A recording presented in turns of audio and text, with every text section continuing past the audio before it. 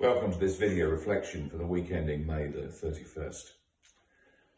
I've called it The Miracle of the Carpenter. The 9 full days between the Ascension and Pentecost are called the Novena in some Christian traditions. In recent years, as you may well know, the wider church has adopted the theme Thy Kingdom Come, an international prayer initiative across the denominations when we pray for our neighbours. Here is a novena story with a remarkable message.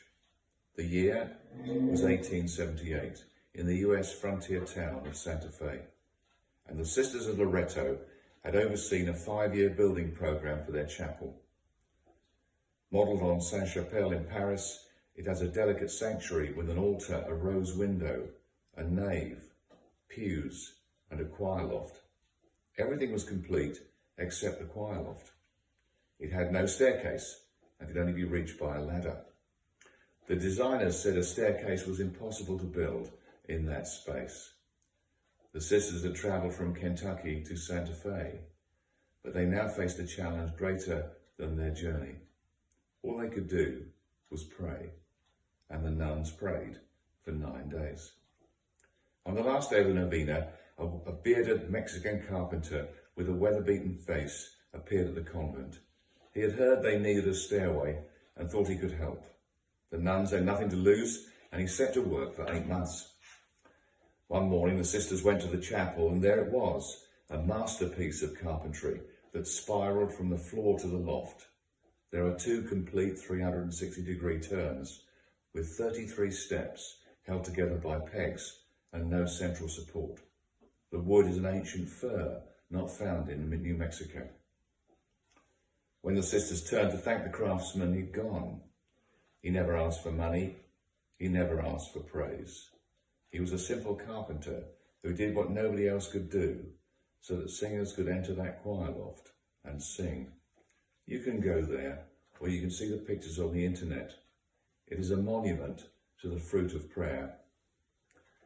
The American author Max Lucado, in telling this story, puts it this way, and I quote, "You can talk to the master carpenter yourself. He has already performed one impossible feat in your world. He, like the Santa Fe carpenter, built a stairway that no one else could build. He, like the nameless craftsman, used material from another place. He, like the visitor to Loreto, came to span the gap between where you are and where you long to be. Each year of his life is a step, 33 paces.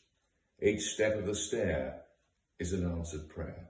He built it so that you could climb it and sing." Let me tell you of another chapel. The Christian hospital in Nazareth has an extraordinary communion table or altar. It is constructed as a carpenter's bench.